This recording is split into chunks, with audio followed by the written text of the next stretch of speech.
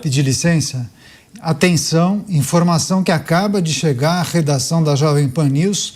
Procuradoria-Geral da República acaba de rejeitar a proposta de delação dos advogados de Daniel Vorcaro. A gente está acompanhando o avanço das tratativas, das negociações. Havia, inclusive, uma sinalização de que as autoridades poderiam reavaliar a proposta que tinha sido feita. E aí tem essa informação. A nossa produção só vai verificar exatamente, mas a gente vai trazer os detalhes em relação ao que aconteceu. Por que a Procuradoria-Geral da República rejeita a delação de Daniel Vorcaro em linha com o que aconteceu com a Polícia Federal. Então, Procuradoria-Geral da República acaba tomando a mesma decisão da Polícia Federal. Possivelmente farão a análise de que não havia nenhum tipo de novidade e também Daniel Vorcaro e seus advogados não conseguiram comprovar aquelas lacunas que foram apresentadas após os depoimentos. Deixa eu começar com o Roberto Mota, essa rodada, notícia que acaba de chegar à redação, PGR rejeitando a delação de Daniel Vorcaro. Você, Mota, particularmente, você tinha alguma expectativa, após a rejeição da Polícia Federal, que a PGR iria pegar um outro caminho? A PF rejeitou, então nós vamos aceitar. Nenhum. E eu nunca entendi quem tem expectativa diferente da minha. O meu ceticismo, ele vem da observação da realidade. Eu sei que algumas pessoas enxergam isso de forma diferente, têm uma expectativa firme nessa delação do fim do mundo. Agora, sempre que eu peço a essas pessoas que me expliquem de onde vem essa esperança de que essa delação aconteça e efetivamente puna os culpados, até agora eu não vi nenhuma explicação razoável. Você, Diego Tavares, Procuradoria-Geral da República, rejeitando o acordo que foi proposto pelo Daniel Vorcaro e seus advogados. Quais aspectos dessa decisão nós devemos considerar, uma vez que a Polícia Federal também tomou a mesma decisão? Muitos até tinham cobrado, que as duas instituições tomassem a decisão conjuntamente. Você acha que a PGR acaba reiterando a decisão da Polícia Federal por algum motivo em especial? Olha, Caniato, é muito difícil a gente fazer a avaliação dos motivos porque existem sigilos que recaem sobre o caso Master. Eu acho que esse é o ponto fundamental, como até inclusive já foi dito hoje pelo Mota, salvo engano, tudo que sabemos sobre o caso Master se deu em razão de vazamentos que foram realizados.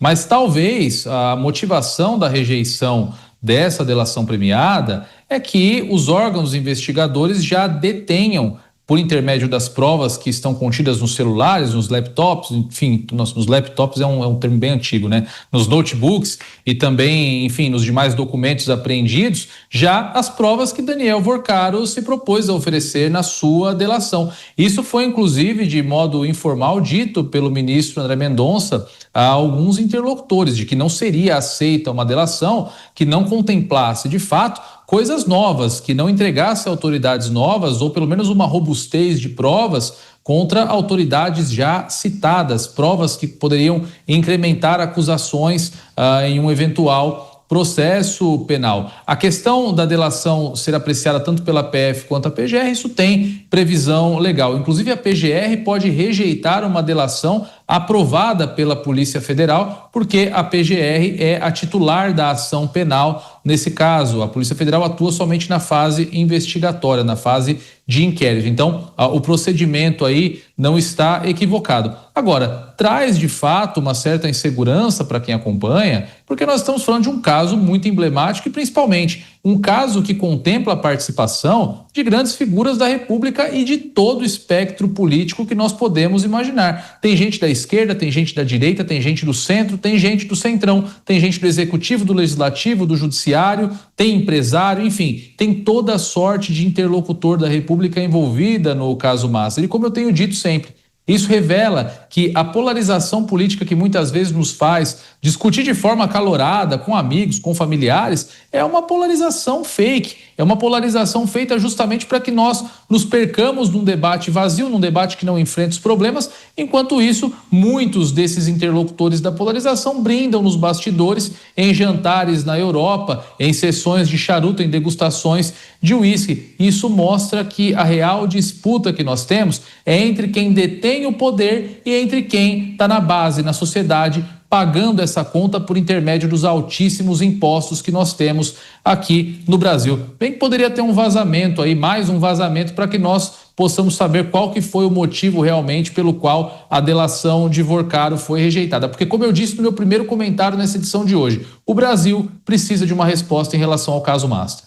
Pois é, talvez, viu, Tavares, a resposta esteja nos vazamentos e também naquilo que foi levantado nos dispositivos. Conversei com uma fonte, inclusive uma pessoa que está em Brasília, fez uma apuração, viu, Bruno Musa? Parece que a avaliação... Antes disso, eu preciso só me despedir de parte da rede. Algumas emissoras agora ficarão com seus programas e telejornais locais. Muito obrigado pela parceria e pela audiência. Deixa eu seguir aqui com os nossos comentaristas, passar para o Bruno Musa. Musa, parece que o motivo principal da rejeição é que a delação ou a proposta apresentada pelos advogados apresentava pouco material inédito. Não havia grandes novidades. Parece que grande parte do que foi divulgado constava ali na proposta de Daniel Vorcaro. Então, ou seja, as informações já tinham sido levantadas nos dispositivos eletrônicos, além daquelas divulgações feitas pelos veículos de comunicação. Enfim, no final das contas, muitos esperavam a delação, parece que não vai rolar.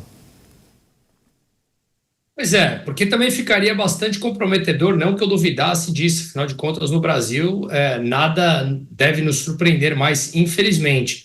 Se a PF já tinha rejeitado e dado os motivos pelos quais aconteceu essa rejeição, ou seja, não havia nada novo que pudesse, de fato, mudar a trajetória e eles aprovarem para depois ser homologada por um juiz, ficaria bastante constrangedor a PGR acabar aprovando esse mesmo tipo de delação se já tinha rejeitado a primeira vez. Então, pelo menos isso me parece aqui, no primeiro momento, veremos depois, algo bastante natural de acontecer, ou seja, não trouxe nada novo, a delação dele vai perdendo valor marginal. Se eu não tenho nada a apresentar, por que é que então eu vou conseguir algum direito ou benefício de mudança de regime ou diminuição da minha pena se eu não tenho mais nada novo? E como eu sempre mencionei aqui, em um lugar normal, se o tempo vai passando, novos possíveis delatores vão entrando na jogada, e se você demora mais e mais conversas passam a ser conhecidas pelo público, o valor daquilo que você tem a falar simplesmente cai. Veja, algumas coisas novas foram colocadas nessa segunda delação, mas nada que tenha trazido nenhum tipo de surpresa, nada que tenha virado grandes manchetes de jornal, porque já estava sendo praticamente conhecido quase tudo ali com aquele monte de notícias. Ou ele traz coisas novas, ou realmente não vale mais absolutamente nada. O que me gera aqui de curiosidade é como estão os bastidores nesse momento.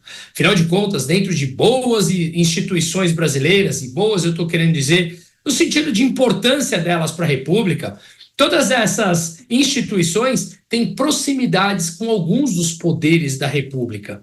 E o que acontece quando eles rejeitam, sejam essas duas instituições, a Polícia Federal ou a PGR, como é que fica com a relação que há com os outros que fazem parte da burocracia brasileira, por assim dizer? Será que isso se transforma em um problema que antes era amizade e se torna mais uma daquelas relações que eram harmoniosas e passam a ser agora, digamos, bélica, que pode comprometer ainda mais o processo? Que tem a ver com o meu outro comentário anterior, com relação deles baterem cabeça entre eles, entre os poderes, e aí sim trazerem mais fatos à tona. Agora veremos o que André Mendonça fará com Daniel Vorcaro. O caminho natural seria voltar para o presídio que lá estava e a situação ficar mais complicada ainda para o destino de Daniel Vorcaro. Veremos. O descrédito com relação às instituições continua sendo, infelizmente, o que lidera aqui o sentimento. Mas, de qualquer maneira, alguma coisa vai acontecendo. Recebendo a rede Jovem Pan, todos conectados com a gente aqui em Os Pingos nos Is, uma saudação especial às pessoas que também acompanham a programação da Jovem Pan, que ficam bem informados aqui no programa Os Pingos nos Is, sempre conectados pela Rádio Jovem Pan, acompanhando o programa pelas ondas do rádio. Bem, estamos analisando a decisão que foi tomada pela Procuradoria-Geral da República, rejeitando a proposta de delação que foi apresentada pelos advogados de Daniel Vorcaro. E aí eu conversei, inclusive, viu, Cristiano Beraldo, com a Janaína Camelo, que é repórter da Jovem Pan em Brasília, acompanhando todas essas movimentações, e também conversou com muitas pessoas ligadas à Procuradoria-Geral da República. E ela escreveu o seguinte para mim aqui, viu, Beraldo? Que da mesma forma que os investigadores da Polícia Federal, os representantes da PGR consideraram que não tinha nenhuma informação relevante, não tinha nenhuma novidade naquilo que foi apresentado por Daniel Vorcaro. Então, a proposta perdeu força com o avanço das investigações. Não trouxe nenhum tipo de benefício, né? Nenhuma contribuição para a investigação. E aí é preciso considerar também as outras rejeições pela PGR e também pela Polícia Federal. Me parece que Daniel Vorcaro não conseguirá avançar com esse processo de delação, porque me parece inviável, né? Fazer mais uma proposta. Tem mais um pacote de novidades para ser apresentado? Vai aqui fazer uma proposta de devolução de um valor maior do que aqueles 60 bilhões de reais que foram divulgados? Enfim, quais serão os caminhos para a investigação sem a delação premiada, Beraldo? Um país em que o chefe da Polícia Federal e o chefe da Procuradoria-Geral da República mamam 3 milhões de reais em uísque numa noite em Londres com o banqueiro Daniel Vorcaro, ou então banqueiro Daniel Vorcaro, e isso não é tido como nada relevante, me parece que não tem como qualquer coisa que seja dita ser tratada como relevante. Tudo é aceitável, tudo é moldado conforme os interesses daqueles que hoje, isso vai acabar, mas hoje, pelos próximos meses, detêm o poder de manipular as decisões e aquilo que eles chamam de investigações. Porque aí eu acho fundamental fazermos um retrospecto. O que é mesmo essa investigação? O que de fato a investigação, trabalho de investigação, suor, raça, inteligência, experiência dos envolvidos, o que ele de fato trouxe? Por quê? Daniel Vorcaro foi preso porque ele tinha anunciado a venda do Banco Master para um fundo do Emirados Árabes, e quando ele foi embarcar para ir para os Emirados Árabes, a Polícia Federal disse: ele vai fugir. Então ele foi preso porque havia desconfiança de que tinha uma mutreta em relação ao BRB e que ele tinha arrumado uma desculpa para fugir do país. Ele foi preso por isso. Não se sabia de absolutamente nada do que veio à tona depois. Como é que eles conseguiram essas informações? Não é porque investigaram, eles simplesmente tomaram o celular do Vorcaro. Então, veja só, um patrão está desconfiado do empregado. Aí ele fala: eu vou tomar o teu celular. Aí ele pega o celular do empregado para ver se o empregado está tratando com algum fornecedor, algum esquema, alguma coisa. Aí ele não acha nada, mas ele acha que o empregado tem uma amante. Aí ele solta na rádio peão da empresa: ele tem uma amante, hein? Ó, a fulana e ele estão saindo, tá traindo a esposa. Aí vira aquela fofoca. Foi isso que a gente viu. O Brasil virou esse permanente fishing expedition. Eu não conheço o teor da delação do Vorcaro. Agora, quando ele fala que deu 20 milhões de reais para um ministro de Estado em caixa 2 de campanha, que esse ministro das Minas e Energia, senhor Alexandre Silveira, teria ajudado ele em autorizações para os negócios de mineração que ele tinha, e o ministro continua no posto, a Polícia Federal acha que está tudo certo. A Procuradoria-Geral da República acha que não tem problema. Acha que é completamente aceitável o presidente da República receber esse sujeito e dizer para ele, não vende o seu banco para o André Esteves. Que tem isso também, Canhar. O senhor André Esteves ia pagar R$1 pelo banco. Se ia pagar R$1 pelo banco, é porque o banco tinha ativos que pelo menos eram iguais ao passivo. Cadê esse dinheiro? Cadê esse dinheiro? Porque o André Esteves é tido como mestre, né? Sabe tudo. É o sabichão da Faria Lima, é o senhor André Esteves. Mas estava lá fazendo negócio com o Daniel Vorcaro, vendendo bilhões de CDB do Daniel Vorcaro. Agora vem posar de bonzinho. Meu Deus, eu não chego perto dessas coisinhas porque eu sou muito bom. Vai lá para Lisboa, seu André Esteves. Vai lá fazer esse teu showzinho quando você e o Haddad estão operando para destruir a credibilidade do Brasil para o mundo, transformando as nossas instituições em instituições de governo para perseguir os opositores. Portanto, não há absolutamente nenhuma credibilidade, nem desta Polícia Federal, do senhor André Rodrigues, e muito menos da Procuradoria-Geral da República, neste trabalho que estão fazendo para envergonhar o Brasil. Nós certamente teremos que revisar no futuro, e o Mota trouxe isso muito bem, tudo isso que está sendo feito agora. Mas é inadmissível, como brasileiro, assistirmos a este circo, essa novela de quinta categoria, dessa gente desqualificada e desonrada que está ocupando os lugares tão importantes do Brasil. Eles são parte de um problema gravíssimo. E nós teremos, como país, como nação, nos protegermos para varrer essa gente do ambiente público e colocá-los na cadeia, que é onde eles merecem estar. Pois é, muitas manifestações, pessoas que concordam com o Beraldo, algumas preocupadas com a condição cardíaca do Beraldo. Mas o Beraldo faz esportes e naturalmente está muito bem, né? O coração do Beraldo está muito bem, vai tomar uma água agora. Mas eu vou passar para o Roberto Mota trazer também suas impressões a respeito das autoridades que foram citadas, ou pelo menos que apareceram ao longo das investigações e nas trocas de mensagens, principalmente. Alguns veículos de comunicação divulgaram, né? Citações a autoridades ou até tratativas entre Daniel Vorcaro e figuras que representam instituições da República. Particularmente, Mota, você acha que sem delação as autoridades ou parentes de autoridades acabam ficando protegidos? Isso é um fato, Caniato. No Brasil de hoje, no esquema atual, nada acontecerá com essas pessoas. E, mais uma vez, eu sugiro aqui um exercício de imaginação.